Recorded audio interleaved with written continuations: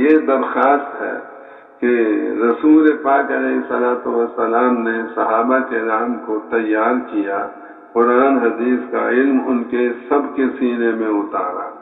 اب اس زمانے میں رسول پاک علیہ السلام کے زمانے میں کوئی کتابت کا کام بڑا مختصر ہوا تھا۔ حضور کے زمانے میں تو قرآن بھی سارا ایک جگہ لکھا ہوا نہیں تھا۔ یہ تو حضرت ابوبکر کے زمانے میں حضرت عمر کے تقاضا فرمانے پر قرآن ایک جگہ لکھا گیا۔ حدیث کی پہلی کتاب کہتے ہیں کہ امام زہری رحمۃ اللہ علیہ نے تصنیف فرمائی، جس میں باب در باب، فصل اور متفرد عنوان پر احادیث پاک کو جمع کیا۔ اب چلتے چلتے اللہ تعالیٰ نے کہ بڑے بڑے علماء اور محدثین پیدا فرمائے، امام بخاری، امام مسلم، امام اعظم ابو حنیفہ رحمۃ اللہ علیہ، امام شافعی، یہ سارے علماء اور ائمہ کرام، یہ سارے کے سارے ہم سب کے محسن ہیں، کیونکہ ان سب نے قرآن حدیث کو لے کر ہم تک پہنچانے میں اپنا ساری محنت خرچ کی ہے۔ اللہ ان سب کی قبروں کو نور سے منور فرمائے۔ اب اس میں سب سے پہلی چیز تو یہ آتی ہے کہ قرآن ناظرہ پڑھنا ہر مسلمان پہ فرض ہے۔ قرآن کو ناظرہ پڑھنا ہر مسلمان پہ فرض ہے۔ پھر قرآن کو اپنے لہجے میں پڑھنے کی اجازت نہیں، قرآن کو تجوید سے پڑھنا یہ الگ فرض ہے۔ اگر قرآن پڑھے اور تجوید کے بغیر پڑھے تو بعض دفعہ ایسی غلطی ہو جاتی ہے کہ پڑھنے والا قرآن غلط پڑھ کر تجوید کے اعتبار سے کافر بھی ہو سکتا ہے۔ جیسے نزل بہ الروح الامین علی قلبک، قلبک میں قاف کو بڑا قاف پڑھو تو پھر ترجمہ ہوگا روح الامین اس قرآن کو لے کر آپ کے دل پر نازل ہو۔ اگر کوئی چھوٹا کاف پڑھ دے تجوید کی غلطی کی وجہ سے علی قلبک، تو نعوذ باللہ من ذالک کیا ترجمہ بنے گا؟ روح الامین اس قرآن کو لے کر آپ کے کتے پر نازل۔ اب کہاں کتا اور کہاں رسول پاک علیہ السلام کا دل؟ اس لیے سب سے پہلا کام ہر انسان کے ذمہ یہ ہے کہ تجوید کا کام ٹھیک کرے، ہر حرف کو اس کے مخرج سے نکالنا، پھر جو صفات لازمہ ہیں ان کا اہتمام کرنا، صفات محسنہ کو بھی اپنے سیکھنا چاہیے۔ اب اس میں اگلا قدم یہ ہے کہ قرآن حدیث کو سمجھنا۔ پہلا تو کام ہے اس کا حافظ بنے، کم سے کم 2 سپارے کا حفظ تو ہر ایک کے لیے ضروری ہے۔ پھر اگلا قدم یہ ہے کہ قرآن حدیث کے معنی اور مطلب کو سمجھے۔ اس کے لیے اللہ نے درس نظامی ہمیں دیا ہے۔ شروع میں اس کے صرف نحو کا علم آتا ہے۔ اب یہ پتہ نہیں کیا بات ہے، مثال جو سر نحو میں چلتی ہے نا زیادہ، وہ ضرب زید عمرا، زید نے عمر کو مارا، مثال بھی مارنے کی بنائی۔ استاد صاحب کو دیکھا کہ وہ بھی ڈنڈا مارتے ہیں تو طلبہ کو مارنا شروع کر دیتے ہیں، اور کوئی مثال بنا لیتے ہیں، نصر زید عمرا، زید نے عمر کی نصرت فرمائی، اکرم زید عمرا، زید نے عمر کا اکرام کیا۔ مثال ہماری کتابوں میں ایسی بنی ہوئی ہے جس میں مارنے کا ذکر۔ اب سب نے اس سے فارغ ہوئے تو اب عربی ادب کی کتابیں ہیں، عربی ادب کی کتابوں میں چلتے چلتے پہلے تو اچھی کتابیں ہمیں ملتی ہیں، بعد میں ایسی کتاب مل جاتی ہے مقامات حریری جس میں جھوٹ ہی جھوٹ، دھوکہ ہی دھوکہ، فریب ہی فریب۔ ادھر شیخ و شیخ تو قد اجفلا، وہ بڑے میاں بھی بھاگ گئے، وہ بوڑھی عورت بھی بھاگ گئی۔ پیسے لوگوں کی جیب سے نکالنا، ان سارے واقعات کا خلاصہ یہ ہے۔ لیکن ہمارے حضرات کا ان کتابوں کو رکھنے سے مقصد یہ تھا کہ عربی زبان کے اندر جو الفاظ ہیں ان کے استعمال کرنے کے مختلف طریقے ہمارے طلبہ کو آ جائیں۔ اس طرح سے استعمال کریں گے تو یہ ترجمہ، اس طرح سے کریں گے تو یہ ترجمہ، اور پھر ادب کی کتابوں میں چلتے چلتے پھر حماسہ آ جاتے ہیں۔ ہماسا کتاب ایسی ہے جو لڑائی بھیڑائی پر آمادہ کرتی. وَلَمْ يَبْقَ سِوَى الْعُدْوَانِ دِنَّاهُمْ كَمَا زَعَمُوا. جب انہوں نے ہمارے ساتھ زیادتی کی، جیسا انہوں نے ہمارے ساتھ کیا ہم نے بھی ویسا ہی کیا. انہوں نے ایک لگایا، ہم نے بھی ایک لگایا. یہ نہیں آتا اس میں کہیں فَاصْبِرْ كَمَا صَبَرَ أُولُو الْعَزْمِ مِنَ الرُّسُلِ. مار کھا لو، صبر کرو جیسے اولو العزم رسولوں نے صبر کیا. فَاصْبِرْ لِرَبِّكَ، اپنے رب کے حکم کا انتظار کرو. صبر کرنے کی اس میں کہیں تلقین نہیں آتی. اب ان سے ہم جب فارغ ہو جاتے ہیں تو منطق صلی اللہ علیہ وسلم کو وہ رحمتیں، برکتیں، نصرتیں بھی عطا فرمائی جو پہلے کسی نبی کو نہیں.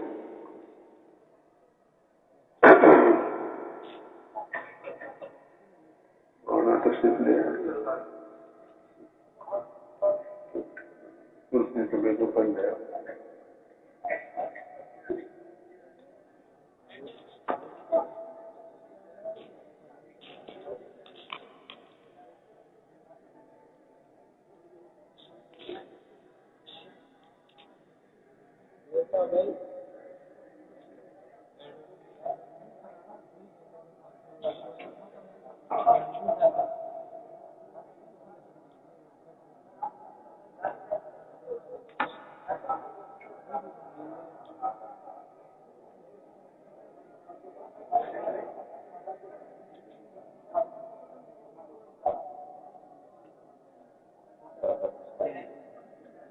کون ہے؟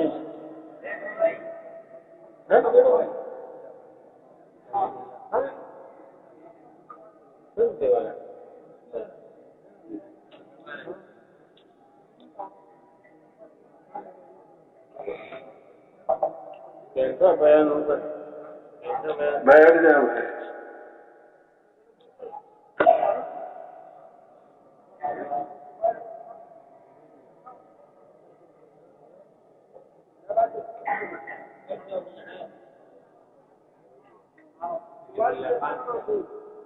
بیٹھے بھائی، سارے بھائی بیٹھ گئے.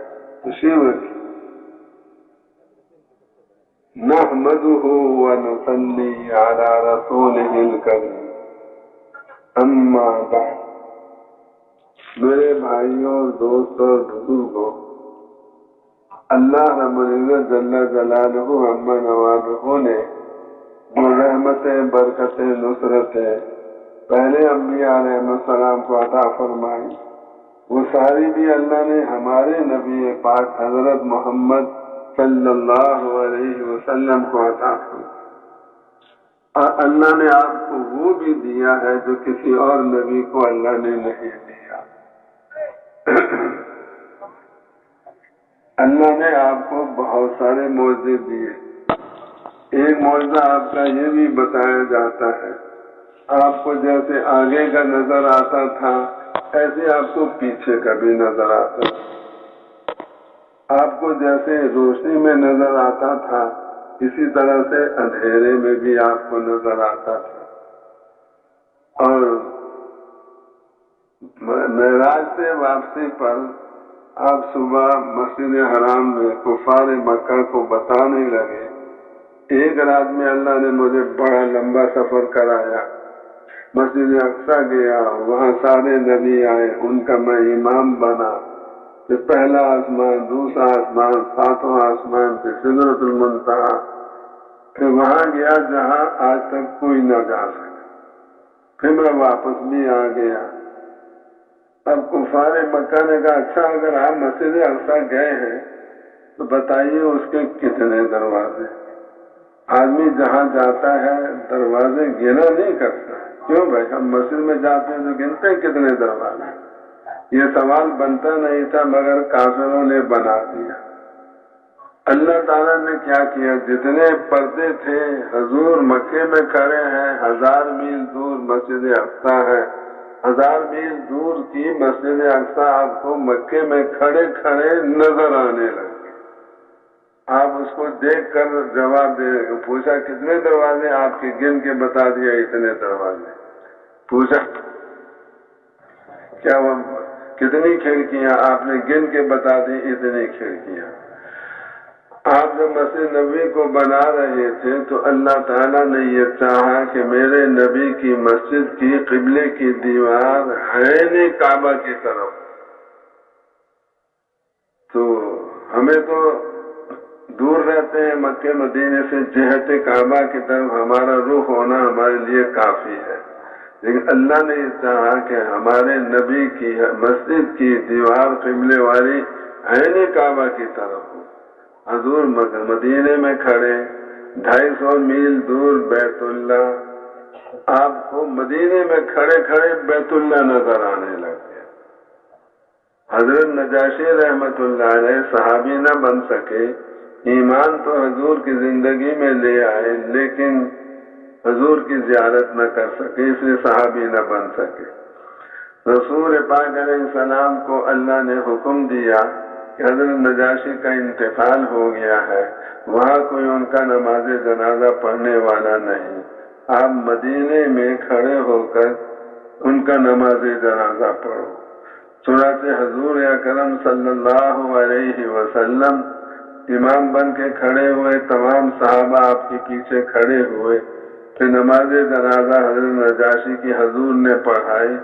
اللہ تعالیٰ 2000 میل دور حضرت نجاشی کا جنازہ رکھا ہوا ہے، آپ مدینے میں کھڑے ہیں، تو آپ کو مدینے میں کھڑے کھڑے اللہ تعالیٰ حضرت نجاشی کا جنازہ دکھا رہے تھے، آپ دیکھ کر اس کو نماز جنازہ پڑھا رہے تھے۔ تو اللہ نے ہمارے نبی پاک علیہ السلام کو وہ سب کچھ دیا جو پہلے نبیوں کو دیا، اللہ نے آپ کو وہ بھی دیا جو کسی اور نبی کو نہیں دیا۔ اب رسول پاک علیہ السلام ملک عرب کے رہنے والے، اب ملک عرب ایسا تھا جہاں دنیاوی ساز و سامان بہت کم تھا اور جہاں دنیاوی علم بھی کم تھا۔ اب جو مکے مدینے میں کوئی کپڑا بنتا نہیں تھا، کیونکہ لفظ جو ملتے ہیں ہمیں احادیث میں بردن یمانیون، یمن کی بنی ہوئی چادر، جبتن شامیتن یا رومیتن، شام یا روم کا بنا ہوا جبہ، انبجانیہ وہ چادر ہے جو مصر سے بن کر آتی تھی، ثیابن قطریتن وہ کپڑے جو قطر سے بن کر آتے تھے۔ مکے مدینے کے اندر کوئی چیز نہیں بنتی تھی، یہ صنعت سے خالی شہر تھے دونوں۔ اور اب رسول پاک علیہ السلام جس علاقے میں تھے وہاں کئی سو سال گزر گئے، حکومت کسی کی نہیں قائم تھی، اور یہ ایران والے، روم والے یہ قبضہ کر سکتے تھے حجاز مقدس پر، مکے مدینے پر، لیکن یہ قبضہ کرنے کے لیے تیار نہیں تھے۔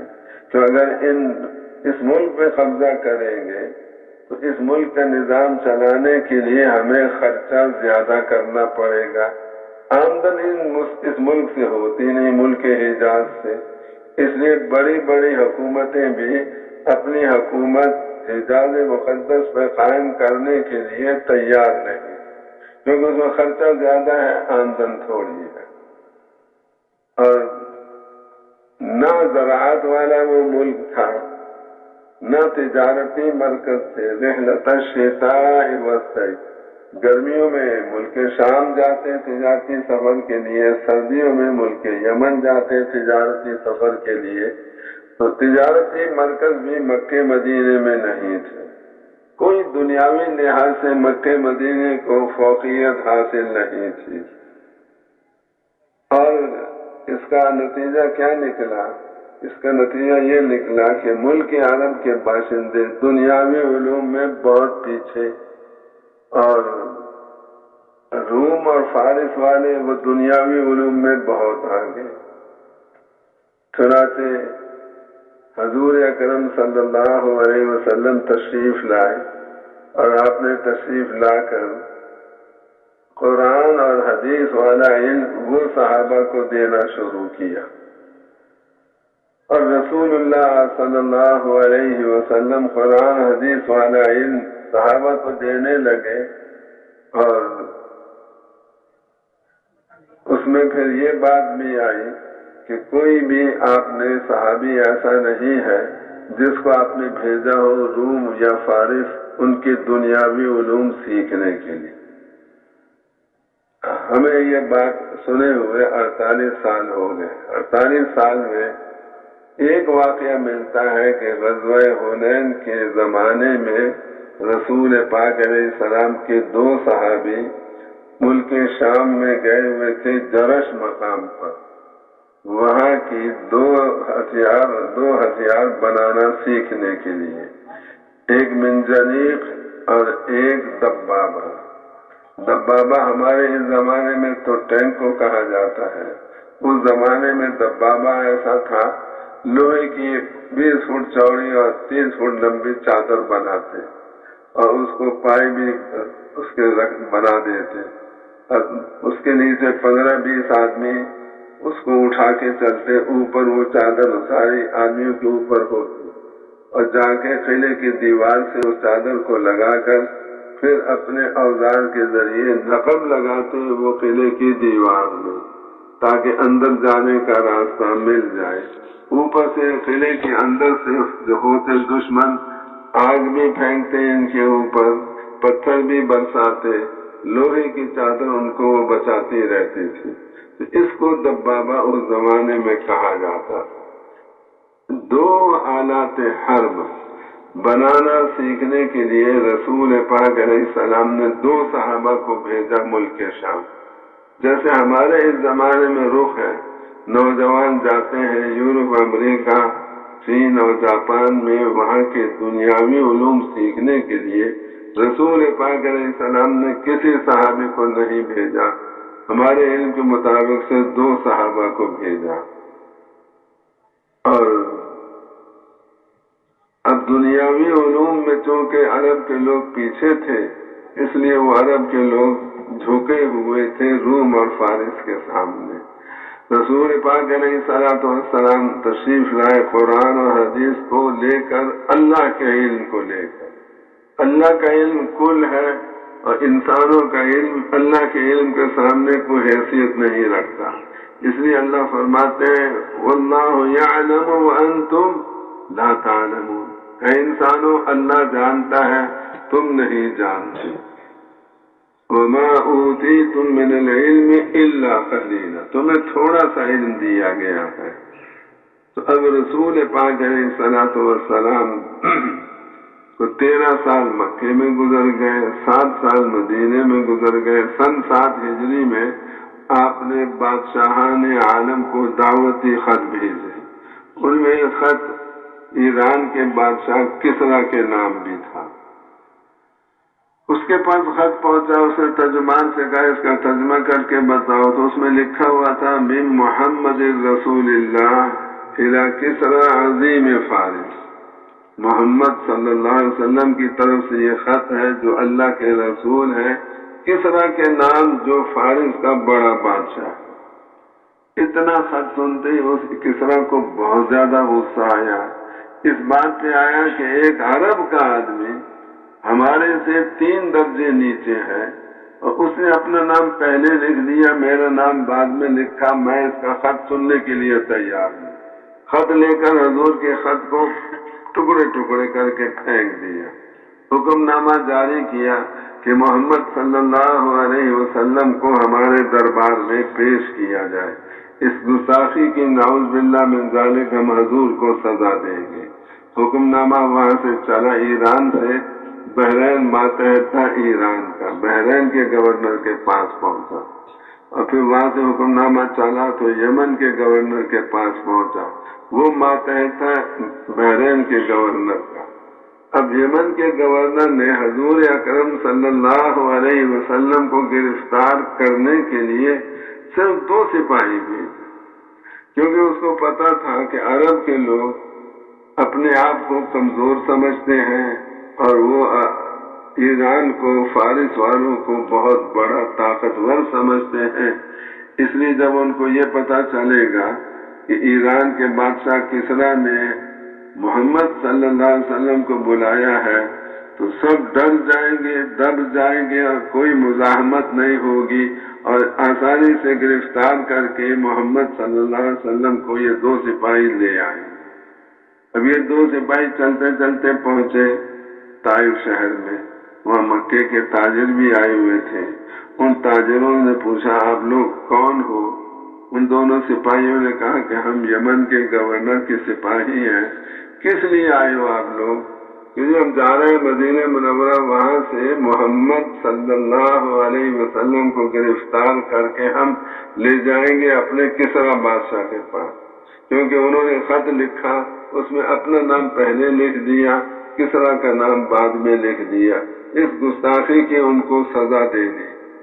اب مکے کے تمام کافر بڑے خوش ہوئے، کہنے لگے اب تک تو محمد صلی اللہ علیہ وسلم کا ہم سے مقابلہ تھا، ہم مسلمان برابر ہیں، ہم بھی عرب وہ بھی عرب، اب محمد صلی اللہ علیہ وسلم کا کسریٰ سے مقابلہ پڑ گیا، کسریٰ سے محمد صلی اللہ علیہ وسلم اور ان کے ساتھی کبھی کامیاب نہیں ہو سکتے، کیونکہ ہم عرب کے لوگ کمزور لوگ ہیں۔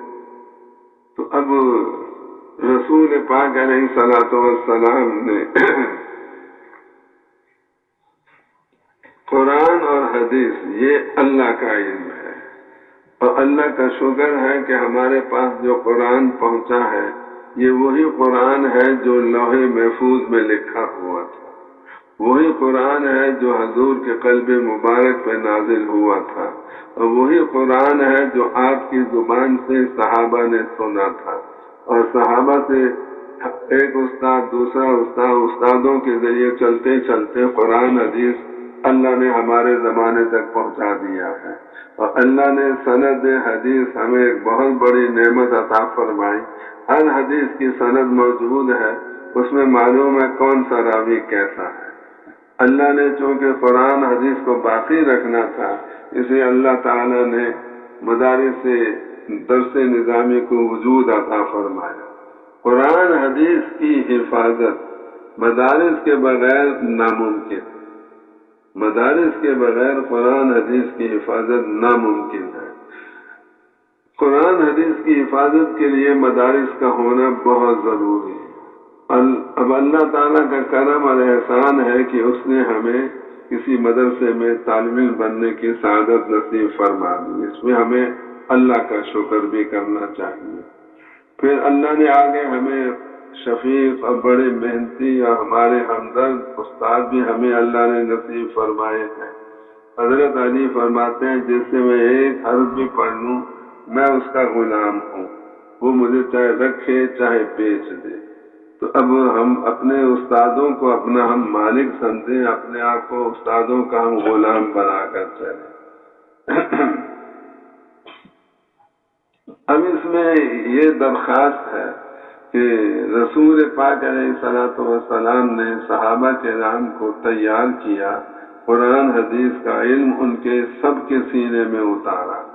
اب اس زمانے میں رسول پاک علیہ السلام کے زمانے میں کوئی کتابت کا کام بڑا مختصر ہوا تھا۔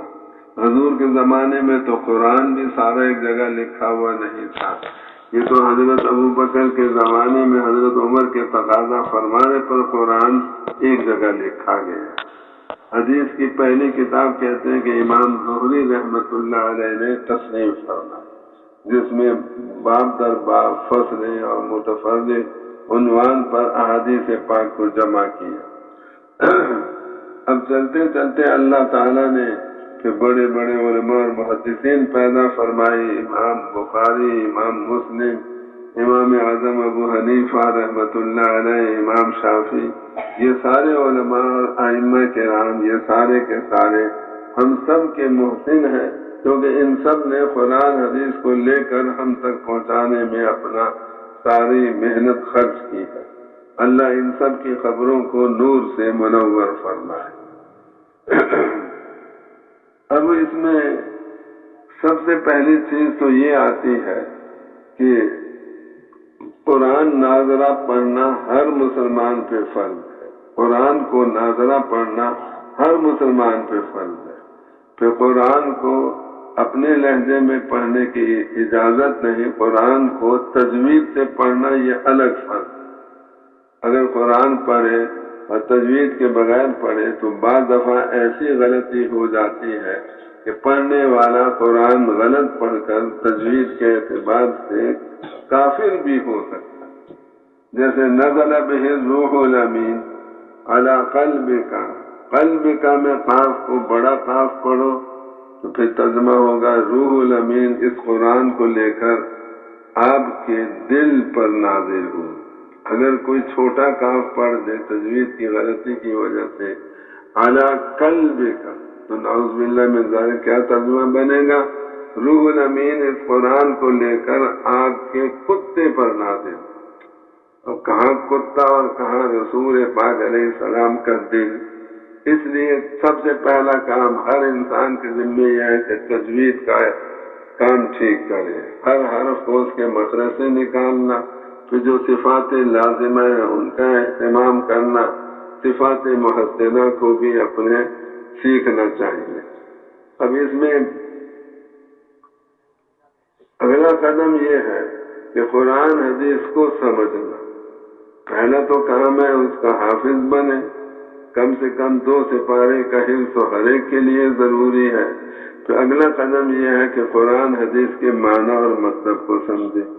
اس کے لیے اللہ نے درس نظامی ہمیں دیا ہے. شروع میں اس کے صرف نحو کا علم آتا ہے. اب یہ پتہ نہیں کیا بات ہے، مثال جو سر نئے میں چلتی ہے نا زیادہ، وہ ضرب زید عمرا، زید نے عمر کو مارا. مثال بھی مارنے کی بنائی. استاد صاحب کو دیکھا کہ وہ بھی ڈنڈا مارتے ہیں تو طلبہ کو مارنا شروع کر دیتے. اور کوئی مثال بنا لیتے، نصر زید عمرا، زید نے عمر کی نصرت فرمائی. اکرم زید عمرا، زید نے عمر کا اکرام کیا. مثال ہماری کتابوں میں ایسی بنی ہوئی ہے جس میں مارنے کا ذکر. اب سب نے اس سے فارغ ہوئے تو اب عربی ادب کی کتابیں ہیں.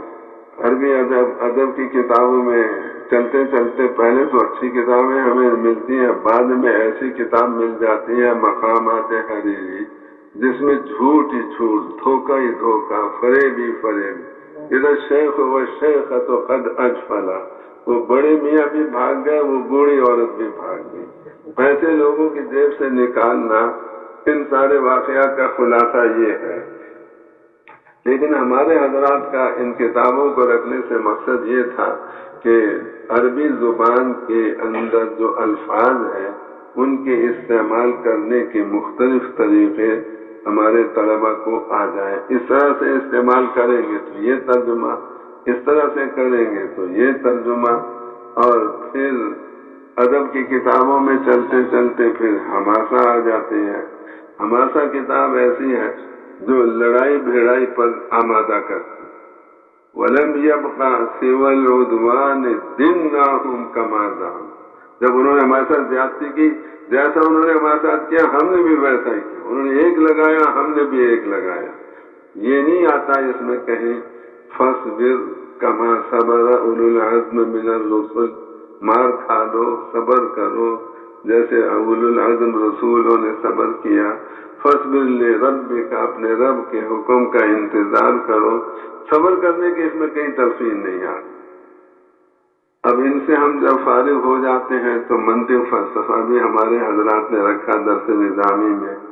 اس لیے رکھا تاکہ دماغ جو طلباء فارغ ہو درس نظامی سے ان کا دماغ تیز ہو جائے. منطقی کا دماغ بڑا تیز ہوتا ہے. اور یہ اس لیے انہوں نے کیا کہ علماء کے ذمے ہے جتنے فتنے اسلام کے خلاف کافروں کی طرف سے اٹھتے ہیں ان کا جواب دینا، ان کے فتنے کا فتنہ ہونا ظاہر کرنا، یہ بتانا علماء کے ذمے. اور جتنے فتنے مسلمانوں کے اندر سے اٹھتے ہیں اس کا بھی سد باب کرنا یہ علماء کے ذمے ہے. اسے عالم کا دماغ تیز ہونا چاہیے. اس کے لیے انہوں نے فلسفہ اور منطق کی کتابیں رکھی. 2 بھائی تھے، دونوں میں جھگڑا ہو گیا. اب ایک بھائی کے دل میں آیا کہ میں اس کو ماں کی گالی، ماں دونوں کی ایک، اگر اس کو ماں کی گالی دیتا ہے تو اپنی ماں کو بھی وہ پڑتی ہے گالی. اس نے کیا کہنا شروع کیا یہ عورت اس حیثیت سے کہ میری ماں ہے، بڑی نیک، بڑی اچھی، بہت صفات والی، بہت ایسی، بہت سارے جہان کی خوبیاں اس کے اندر ہیں، اور اس حیثیت سے کہ تیری ماں ہے بڑی خراب، سارے جہان کی خرابیاں اس کے اندر۔ ایک ہی عورت کو اپنی ماں بنا کر وہ اس کی تعریف کرتا ہے، بھائی کی ماں بنا کے اس کی برائی کرتا ہے۔ تو منطقیوں کا دماغ تیز، اس لیے ہمارے جتنے حضرات ہیں، مفتی محمود صاحب رحمۃ اللہ علیہ، مفتی شفیع صاحب رحمۃ اللہ علیہ، مولانا یسریٰ بن نوری، یہ سب منطق و فلسفہ پڑھے ہوئے تھے، اس لیے ان کے دماغ بڑے تیز تھے۔ جس مجلس میں جاتے تھے ایسی بات کرتے کہ سارے دنگ رہ جاتے تھے، بڑے بڑے وکیل، بڑے بڑے جج صاحبان، ان حضرات کے بیان کو سننے کے بعد کوئی ان کے پاس جواب نہیں رہتا تھا، اسی کو ان کا دماغ بڑا تیز تھا۔ تو اب یہ ہو گیا، اب اس کے بعد فقہ کی کتابیں ہم نے پڑھی، پڑھتے پڑھتے ہدایہ پڑھ لی، اب پہنچ گئے ہم مشکات جلالین پر۔ یہ علوم مقصودہ ہے، قرآن حدیث کو پڑھنا اصل مقصود ہے، درس نظامی کی ساری تفسیر سے۔ پھر دور حدیث شریف کا سال، اب دور حدیث شریف کا جو سال آتا ہے تو پہلی سہمائی میں تو کہتے ہیں استاد کو بھی پتہ چلتا ہے، شاگرد کو بھی پتہ چلتا ہے، دوسری سہمائی میں کام تیز ہو جاتا ہے، استاد کو پتہ چلتا ہے کیا بات چل رہی ہے، شاگرد کو نہیں پتہ چلتا، تیسری سہمائی میں ایسا حال ہو جاتا ہے نہ استاد کو پتہ نہ شاگردوں کو پتہ کہ کیا ہو رہا۔ اب جب ہم دور حدیث سے فارغ ہو گئے تو اب درس نظامی ہمارا پورا ہو گیا، ہمیں عربی بولنی بھی آ جاتی ہے، ہمیں عربی سمجھنی بھی آ جاتی ہے، 10-12 علوم ہمیں اساتذہ کرام مفت میں ہمیں پڑھاتے تھے، 10-12 علوم۔ اور اب جب ہم پہنچ گئے دور حدیث شریف ہم نے کر لیا، اب ہماری عربی زبان اتنی فصیح بلیغ نہیں جتنی فصیح بلیغ زبان ابو جہل ابو لہب کی تھی، کیونکہ ان دونوں کی زبان عربی میں اللہ نے قرآن کو نازل فرمایا، تو ہماری عربیت ان دونوں کی عربیت تک نہیں پہنچتی۔ لیکن اب اگلی چیز کیا ہے؟ اگلی چیز یہ ہے کہ جو قرآن حدیث میں آیا اس کے مطابق ہمارے دل میں یقین ہونا۔ اگر ایمان ہے پھر تو انسان آخرت میں دوزخ سے نجات پائے گا۔ اگر ایک آدمی عربی کا بڑا عظیم، بڑا شاعر، بڑا فصیح بلیغ بن جائے لیکن اس کا قرآن حدیث کے مطابق ایمان نہیں، وہ سیدھا دوزخ میں جائے گا۔ اس لیے اِلَّا الَّذِينَ آمَنُوا، ایمان شرط اولین ہے۔ قرآن حدیث کے علم کے ساتھ ساتھ ایمان کو سیکھنا یہ بھی ہمارے ذمے ہے۔ چنانچہ ایک صحابی رسول پاک علیہ السلام کی مجلس میں بیٹھے ہوئے تھے، حضور نے فرمایا مجھے دکھایا گیا، مجھے بتایا گیا ایک ملک ہے جس ملک کی شہزادی جنگل میں جا رہی ہے، میری امت کی ایک جماعت وہاں پہنچ جاتی ہے اور وہ شہزادی کو گرفتار کر لیتی ہے، وہ شہزادی باندی بن جاتی، مجھے یہ بتایا گیا۔ اب اللہ تعالیٰ جو کچھ حضور کو بتائیں مستقبل کے بارے میں وہ سب حق اور سچ ہوتا ہے۔ تو ایک صحابی بیٹھے ہوئے، انہوں نے کہا یا رسول اللہ، آپ نے جب فرمایا کہ ایک شہزادی پکڑی جائے گی، وہ باندی بنائی جائے گی، تو اب مجھے وہ باندی آپ مجھے دے دیں۔ جب آپ نے فرمایا کہ ایسا ہوگا تو مجھے یقین ہے کہ ایسا ہوگا۔ حضور نے فرمایا چلو جاؤ تم کو دیں۔ اب حضور کا انتقال ہو گیا، اب وہ صحابی ایک لشکر میں گئے، جنگل میں جا رہے تھے، وہاں شہزادی پکڑی گئی، امیر صاحب کے پاس شہزادی کو پہنچا دیا گیا۔ جب پہنچ گئی تو یہ صحابی اس امیر صاحب کے پاس گئے، امیر صاحب یہ شہزادی جو آپ نے آج پکڑی ہے باندی بن گئی ہے، یہ میری۔ اس نے کہا، امیر صاحب نے کہا میں آپ کی کیسے ہوگی؟ مجھے رسول پاک صلی اللہ علیہ وسلم نے عطا فرمائی، بھائی پکڑی تو یہ آج گئی تو رسول پاک علیہ السلام نے آپ کو پہلے سے کیسے دے دی؟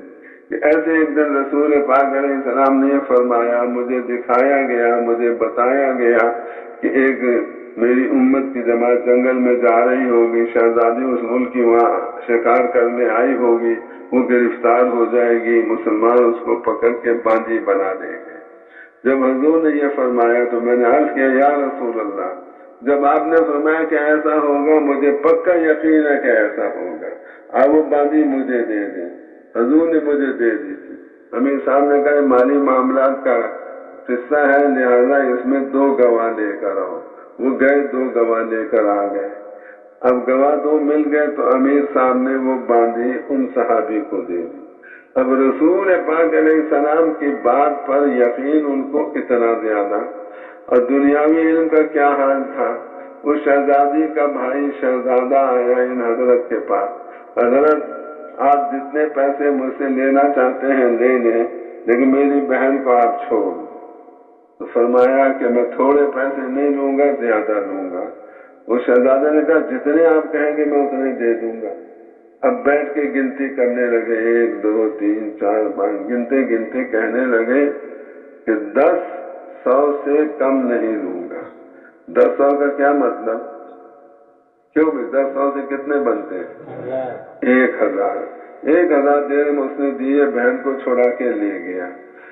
ساتھی نے عرض کیا کہ حضرت آپ نے تو اس سے تھوڑے پیسے لیے۔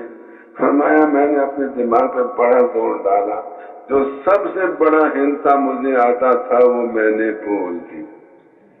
اب دنیاوی علم تو ان کے پاس اتنا کم کہ 10 100 سے اوپر کا ان کو ہنسا نہیں آتا، لیکن رسول پاک علیہ السلام کی بات پہ ایسا یقین کہ جو آئندہ کے بارے میں آپ بتا رہے ہیں اس کو بالکل اپنے دل میں اتار دیا۔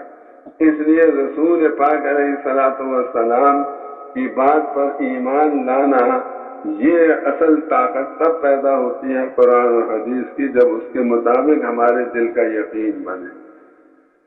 دجال کا فتنہ بھی آنے والا ہے، بہت بڑا فتنہ ہوگا۔ اللہ تعالیٰ نے ہر قوم کو ڈرایا دجال کے آنے سے، لیکن اللہ تعالیٰ نے یہ مقابلہ رکھا اس امت کے حساب میں۔ اس لیے رکھا اللہ تعالیٰ نے کہ پہلوان سے مقابلہ کسی پہلوان کا کرایا جاتا ہے۔ دجال کا فتنہ بہت بڑا، یہ امت بھی اللہ کے نزدیک بہت بڑی۔ اس لیے دجال آئے گا اور آ کر ابھی تو جتنے اہل باطل ہیں وہ سب مشینوں کے محتاج۔ مشین اگر کوئی ہے تو اس کے ذریعے وہ کر سکتے، مشین نہ ہو تو کچھ نہیں کر سکتے۔ دجال کو اللہ تعالیٰ مشینوں کا محتاج نہیں رکھے گا، اس کو اتنی بڑی آزمائش بنائے گا، اس کے حکم دینے پہ سب کچھ ہوگا۔ وہ کہے گا یا سماء امطری، اے آسمان تو اس علاقے پہ بارش برسا، اس کے حکم دینے پہ بارش ہو جائے گی۔ وہ کہے گا یا ارض اخرجی اثقالک، اے زمین اپنے سارے خزانے باہر نکال دے، اس کے کہنے پہ زمین سارے خزانے باہر نکال دے۔ اب وہ دجال دعویٰ کرے گا کہ میں خدا ہوں، میں رب ہوں، اور جو مادے سے متاثر ہے اس زمانے میں وہ ڈر ہے کہ سارے ہی دجال کو خدا مان جائیں گے، اور پھر کیسے اس کا زوال ہوگا؟ اس کا زوال ہوگا ایک ایمان والا اس کے مقابلے پر آئے گا، اس کو کہے گا مجھے رب مانو، وہ کہے گا کہ رب نہیں ہے تو کانا ہے، رب کانا نہیں ہو سکتا۔ وہ کہے گا میں آپ کو قتل کر دوں، وہ کہے گا مسلمان کر دو قتل، میں قتل ہو سکتا ہوں لیکن غلط بات کا یقین نہیں کر سکتا، تم کو رب نہیں مان سکتا۔ اب وہ ان کو قتل کرے گا، قتل کرنے کے بعد پھر ان کی لاش کے 2 ٹکڑے ان کے درمیان میں سے وہ گزرے گا دجال، اور کہے گا دیکھو میں نے اس آدمی کو قتل کر دیا، اور پھر یہ کہے گا قم حیّن، اے مرے ہوئے انسان تو زندہ ہو جا، کھڑا ہو جا۔ اس کے حکم دینے پر وہ مرا ہوا مسلمان پھر زندہ ہو جائے گا، اور جب زندہ ہو جائے گا تو سارے اس کے ماننے والے شور مچائیں گے کہ یہ ہمارا رب ہے، اس نے مردہ کو زندہ کر دیا۔ اب وہ جو مرا ہوا تھا، قتل ہو گیا تھا، وہ زندہ ہو گیا، تو زندہ ہونے پر دجال کہے گا اب تو مجھے رب مان لو، میں نے تمہارے کو قتل کیا، پھر تم کو دوبارہ زندہ بھی کر دیا، وہ مسلمان یہ کہے گا کہ مجھے پہلے یقین تھا کہ آپ دجال ہو، لیکن تھوڑا سا مجھے شک تھا، کیونکہ ایک نشانی رسول پاک علیہ السلام نے جو ہمیں بتائی وہ تمہارے اندر نہیں پائی جا رہی تھی، اب وہ بھی پائی گئی۔ وہ نشانی یہ بتائی تھی کہ حضور نے کہ دجال ہے،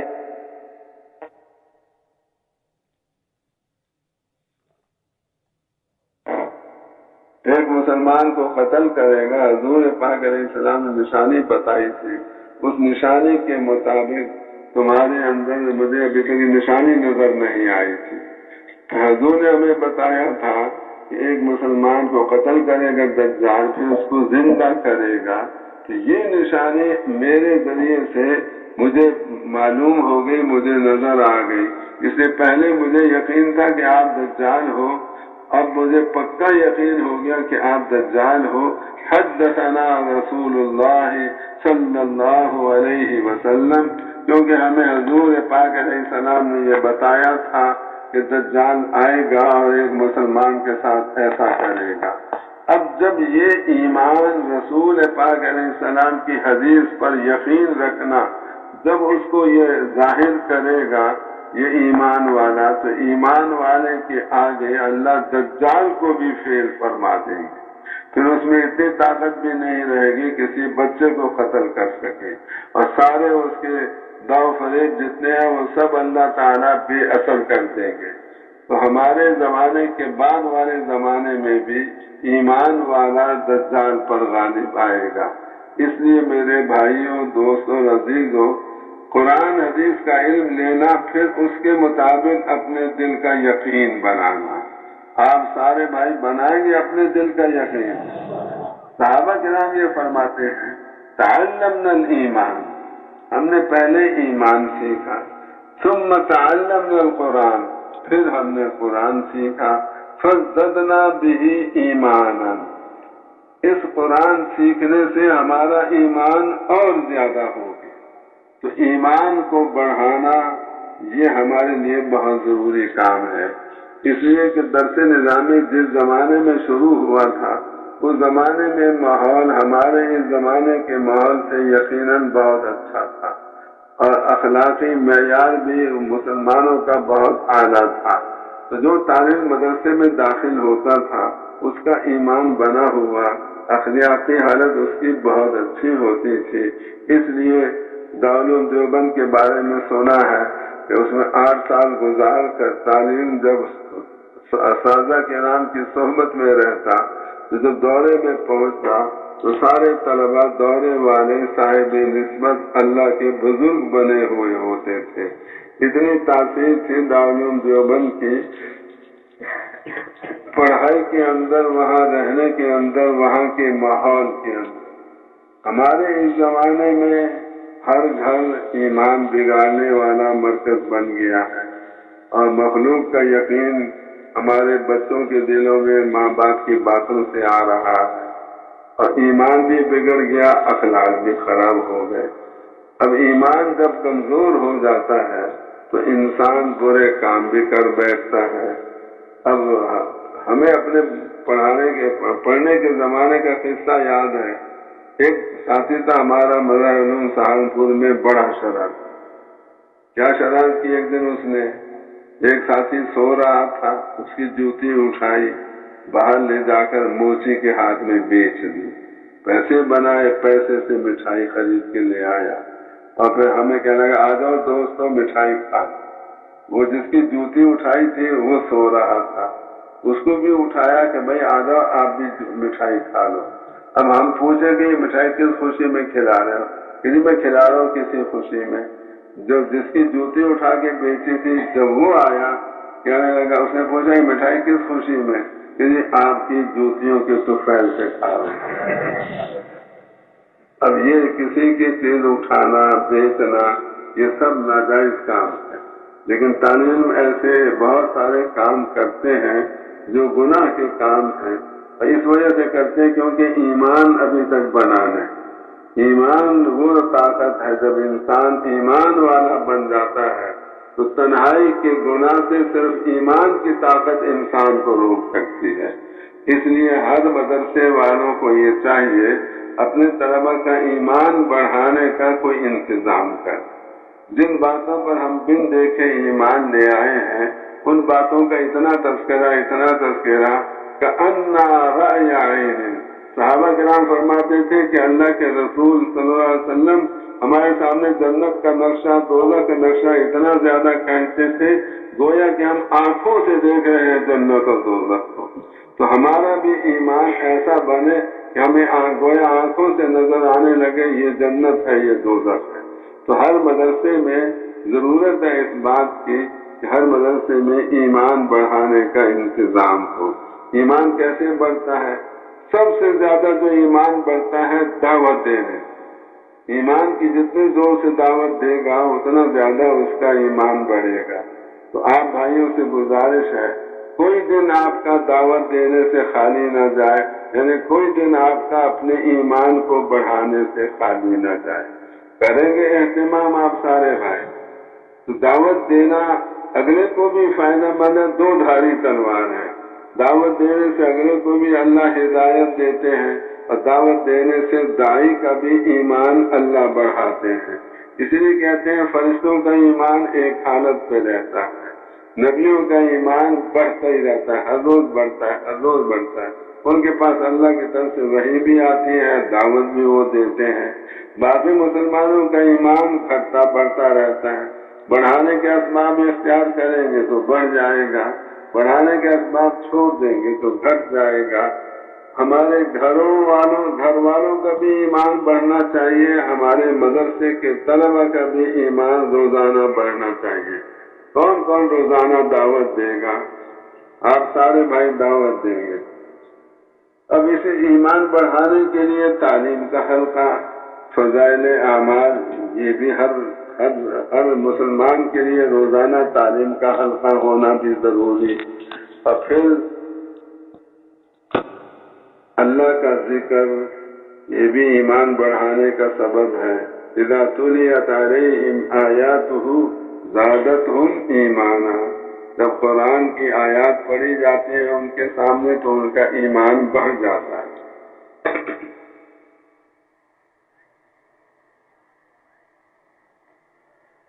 تو ایمان بڑھانا ہماری سب سے بڑی ضرورت ہے۔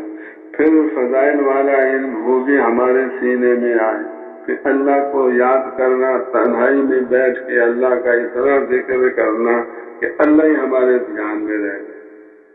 اللہ کا دھیان جس کو نصیب ہو گیا اس کو سب سے وَلَذِكْرُ اللَّهِ اکبر، اللہ کا دھیان سب سے بڑا ہتھیار ہے۔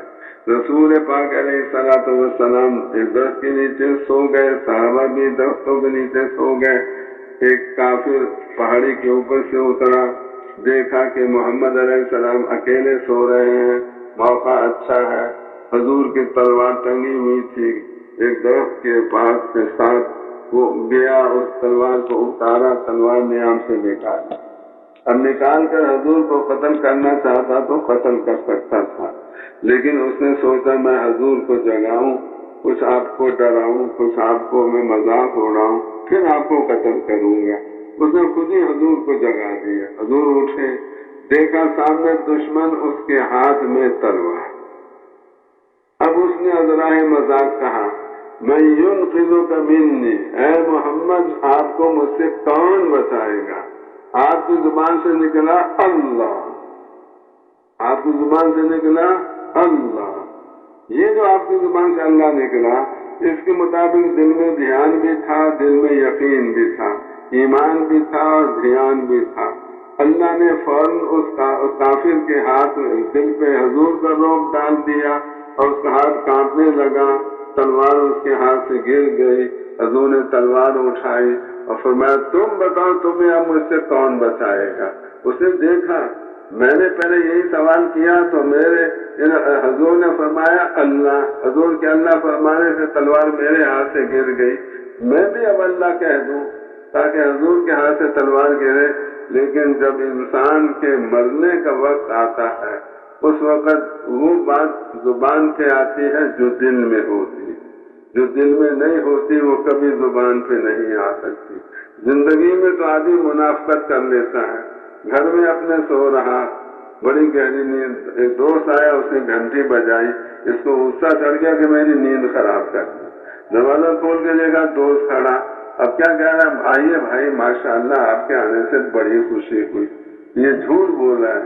انسان منافقت کر سکتا ہے جب تک موت کا وقت نہ آئے، جب موت کا وقت آتا ہے تو جو زبان پر ہوگا وہی دل میں ہوگا، جو دل میں ہوگا وہی زبان پہ آئے گا، موت کی منافقت نہیں کر سکتی۔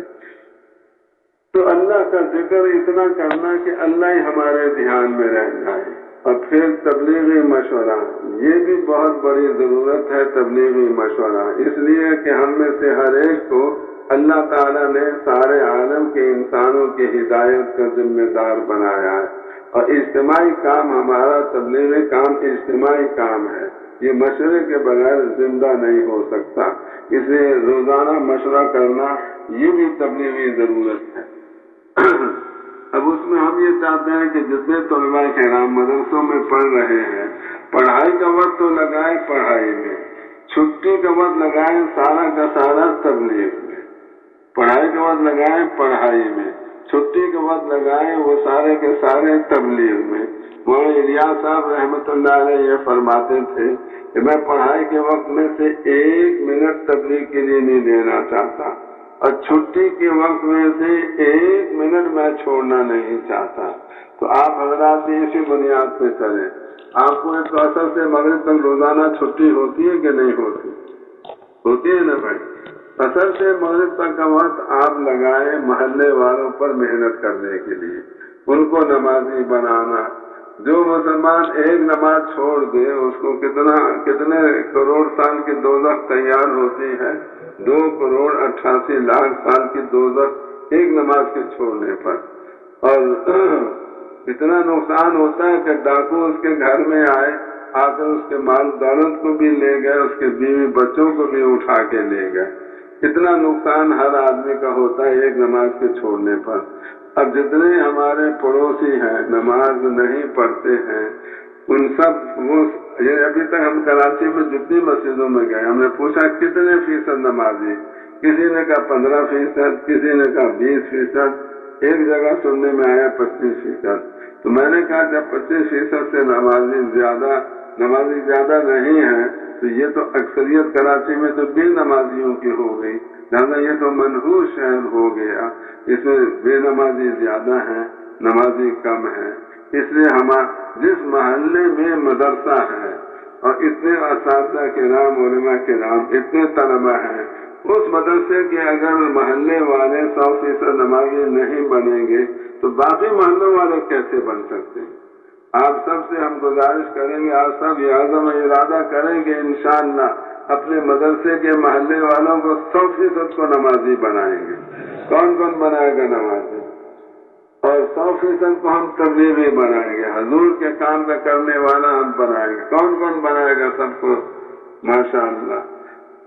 اب اصل سے مغرب کے وقت آپ لگا لیں محلے والوں پر، طلبہ پر محنت کریں۔ اس کی ایک صورت یہ ہے، ظہر کی اذان، عصر کی اذان، عشاء کی اذان عام طور سے آدھا گھنٹے پہلے ہوتی ہے۔ اس اذان پہ آپ وضو کر کے تیار ہو جائیں، اور جب آپ تیار ہو جائیں جو ہی اذان ہو آپ 4 سنتیں ظہر سے پہلے والی پڑھ لیں۔ 25 منٹ آپ کے بچیں گے آدھے گھنٹے میں سے، 25 منٹ میں آپ طلبہ پر محنت کریں، ان کو دعوت دیں۔ تو ظہر سے پہلے آدھا گھنٹہ، عصر سے پہلے آدھا گھنٹہ، عشاء سے پہلے آدھا گھنٹہ۔ اگر کسی مدرسے میں 15-20 منٹ ہے تو جتنا وقت ہے وہ سارا آپ کا طلبہ پر محنت کرنے میں خرچ ہو، اور طلبہ کو آپ تیار کریں مقامی کام اپنے ساتھ کرنے پر۔ اس لیے کہ جو مقامی کام کرتا ہے اس کی تبلیغی تربیت مدرسے ہی میں شروع ہو جاتی ہے۔ وہ جب راوند میں سال لگانے آتا ہے تو وہ دوسروں کو سنبھالنے والا بنتا ہے، اور جو مقامی کام کرتا ہوا نہیں آتا راوند میں، اب یک روزہ بھی نہیں لگایا، اس نے سروزہ بھی نہیں لگایا، راوند میں آ گیا سال لگانے کے لیے، تو اس کو ہمیں سنبھالنا پڑتا ہے۔ اس لیے آپ حضرات کا فائدہ اس میں ہے، آپ سارے بھائی مقامی کام مدرسے میں کیا کریں گے بھائی انشاءاللہ۔ اور پھر آپ بیٹھے ہوئے ہیں، استاد صاحب ابھی آئے نہیں، 2 لڑکے تکرار کر رہے ہیں، 5 لڑکے مطالعہ کر رہے ہیں، 10 لڑکے ایران توران کی باتیں کر رہے ہیں۔ تو جو مطالعے تکرار میں ہے وہ تو صحیح کام میں لگے ہوئے، لیکن جو ایران توران کی سیاست کی باتیں کر رہے ہیں ان کو آپ دعوت والے کام میں لگائیں۔ جو وقت آپ کا پڑھائی سے خالی ہے وہ وقت آپ کا دعوت کے کام میں گزرنا چاہیے۔ تو کریں گے بھائی انشاءاللہ۔ پھر روزانہ جماعت وار، جہاں جماعتیں بھی ہیں اور پورا مدرسہ بھی ہے، تو جماعت وار مشورہ الگ ہونا چاہیے، پورے مدرسے کا مشورہ ہفتے میں 1-2 بار وہ بھی ہونا چاہیے۔ تو روزانہ تبلیغی مشورہ آپ کا کم ہو، یہ آپ اپنے سہولت پہ دیکھ لیں، عشاء کے بعد رکھ لیں، فجر کے بعد رکھ لیں، عصر کے بعد رکھ لیں، عصر کے بعد محلے والوں کے لیے رکھیں تو یہ زیادہ مفید ہے۔ اور پھر طلبہ آپس میں نہ دوستی لگائیں نہ دشمنی۔ دوستی لگانے سے بھی پڑھائی سے توجہ ہٹتی ہے اور دشمنی چلانے سے بھی پڑھائی سے توجہ ہٹتی ہے۔ اس لیے ہماری آپ حضرات کی خدمت میں گزارش ہے کہ طلبہ آپس میں درمیان والا معاملہ رکھیں، نہ دوستی نہ دشمنی، اکرام ہر ایک کا کریں۔ اور کتاب کے 3 حق ہیں۔ ایک یہ حق ہے کہ آپ اس کا مطالعہ کر کے آئیں، دوسرا حق کتاب کا یہ ہے کہ استاد کے سبق کو دھیان سے سنیں، تیسرا حق اس کا یہ ہے کہ تکرار آپ ایسا کرائیں، کوئی تعلیم سبق میں نہیں تھا وہ یہ سمجھے فلانے تعلیم کے تکرار کے وقت میں پہنچ جاؤں گا تو مجھے استاد کی بتائی ہوئی ساری باتیں اس تعلیم سے معلوم ہو جائیں گی۔ اب مطالعہ کیسے ہونا چاہیے؟ حضرت شیخ الحدیث مولانا زکریا صاحب رحمۃ اللہ علیہ، جنہوں نے فضائل اعمال لکھی، جو مظاہر سہارنپور میں بڑے شیخ الحدیث تھے، ان کے بارے میں سنا ہے کہ گرمی کے زمانے میں، جس زمانے میں بارش ہوتی ہے جولائی اگست کا مہینہ، ان کے گھر میں بجلی نہیں تھی، پنکھا نہیں تھا، لالٹین جلا کے وہ بیٹھ جاتے، گرمی زیادہ اپنا کرتا اتار کے رکھ دیتے، سامنے اپنے ایک کتاب رکھ لیتے، اس کے مطالعے میں لگ جاتے۔ ایسا استغراق ہوتا تھا اس مطالعے میں ان کو کہ پتنگیں ان کی کمر پہ آ کے بیٹھتے، دیوار سے چھپ کر ہی نیچے اترتے، چلتے چلتے ان کی کمر پہ چڑھ جاتے اور پتنگوں کو کھانے لگتے۔ ان کو نہیں پتہ لگتا تھا کہ میری کمر پہ چھپ کر ہی چڑھی ہوئی ہے، ہمیں تو کوئی دور سے بھی گزرے ہمیں تو ادھر دھیان چلا جاتا ہے۔ ان کا دھیان اتنا تھا کتاب میں کہ ان کو چھپکلی کا پتہ نہیں چلتا تھا۔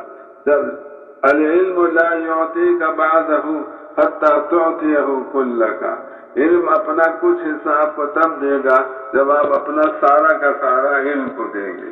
آپ دیں گے علم کو اپنا سارا کا سارا تو اللہ پھر آپ کو اس علم میں سے کچھ دے دے گا۔ اور اساتذہ کرام کے ساتھ محبت، خدمت، ادب اور اطاعت کا معاملہ ہو، ایسی خدمت کریں استاد صاحبان کی کہ ان کے دل سے آپ کے لیے دعا نکلے۔ حضرت عبداللہ ابن عباس رضی اللہ عنہما ایک رات حضور اکرم صلی اللہ علیہ وسلم کے گھر میں سوئے، اور سونے کے بعد جب حضور اٹھے تو وہ بھی اٹھ گئے اور حضور کو وضو کے لیے پانی لا کے دیا۔ ان کی یہ خدمت حضور کو بڑی پسند آئی۔ حضور نے دعا دی ان کے لیے، اللہم فقہہ فی الدین، اے اللہ ابن عباس کو دین کا فقیہ اور سمجھدار بنا دے۔ چنانچہ آخر زمانے میں وہ اس امت کے کبر الامہ، اس امت کے بہت بڑے عالم بن گئے تھے۔ تو آپ حضرات بھی اپنے استادوں کی خدمت کریں، کرتے ہیں آپ حضرات خدمت استادوں کی، تو آئندہ اس سے زیادہ کریں جتنی اب کرتے ہیں۔ اور پھر آپ جب اپنے گھر جائیں تو گھر والوں کو بھی دعوت دیں، گھر والوں کو بھی سے روزے میں نکالیں، اور اسی طرح سے جو چھٹی کا وقت ہے وہ آپ کا تبلیغ میں لگے۔ ہر جمعرات کو آپ اللہ کے راستے میں جائیں، یا مدنی مسجد یا کسی مسجد میں، ہر جو چھٹی کا وقت جمعرات کا ہے وہ آپ کا تبلیغ میں لگے۔ بقرعید پہ 10 دن کی چھٹیاں ہوتی ہیں، آپ 10 دن تبلیغ میں لگا دیں، جو چھٹی کا وقت ہے وہ تبلیغ کے لیے۔ پھر سمائی امتحان پہ چھٹیاں، ششمائی امتحان پہ چھٹیاں، پھر سالانہ امتحان پہ چھٹیاں، دورے سے پہلے والے سال تو ہر سال آپ چلہ لگائیں، جب دورے والا سال آپ پورا کر لیں تو 1 سال تبلیغ میں لگائیں، دورہ حدیث شریف میں 1 سال، دورہ تبلیغ شریف میں بھی 1 سال۔